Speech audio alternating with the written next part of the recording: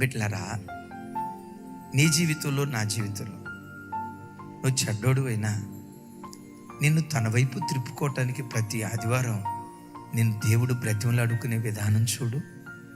నువ్వు చెడ్డోడు అని దేవునికి తెలిసినా మేలు చేయటం మానలేదే, ఆరోగ్యం ఇవ్వటం మానలేదే, పిల్లల్ని ఇవ్వటం మానలేదే, బ్రతుకు తెరువు నిమిత్తం వ్యాపారం ఇవ్వటం మానలేదే. నువ్వు చెడుగా బ్రతుకుతున్నా నీకు వచ్చే ప్రమోషన్ రాకుండా దేవుడు ఆపలేదే. ఇవన్నీ నువ్వు చేస్తున్నా ఎందుకు దేవుడు నీకు మేలు చేస్తూ వచ్చాడు తెలుసా? ఎకనైనా నువ్వు మారతావని దేవుని ఆశ.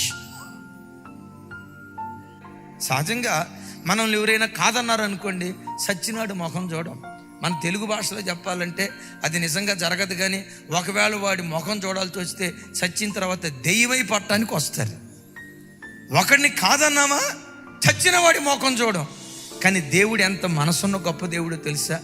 చెడ్డవాడిని కూడా తన వైపు త్రిప్పుకోవటానికి దేవుడు ఆరాటపడతాడు. ఈరోజు ప్రభు బిడ్డలారా, ఇక్కడ అనుకోవచ్చు, నన్ను నమ్ముకోయే ఆహాజు అంటే నేను చెడ్డోడిని కదా, ఇంత చెడుతనంతో నేను దేవుని వైపు తిరిగితే దేవుడు నన్ను అంగీకరిస్తాడా? భయం ఉందేమో గుండెల్లో. కొన్నిసార్లు సైతానుడు కూడా నీ గుండెల్లో పుట్టించే భయం ఏంటో తెలుసా?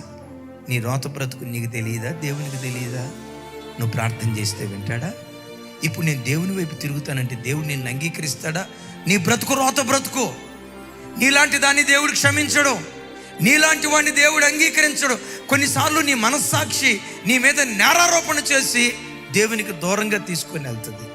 నేను ఒక మాట అంటా, నీవెంత ఘోరమైన వ్యక్తివైనా నేను ప్రకటించే దేవుడు హృదయపు లోతులో నుంచి నువ్వు పశ్చాత్తాపడాలే కానీ క్షమించుటకు సిద్ధమైన మనస్సు కలిగిన వాడు.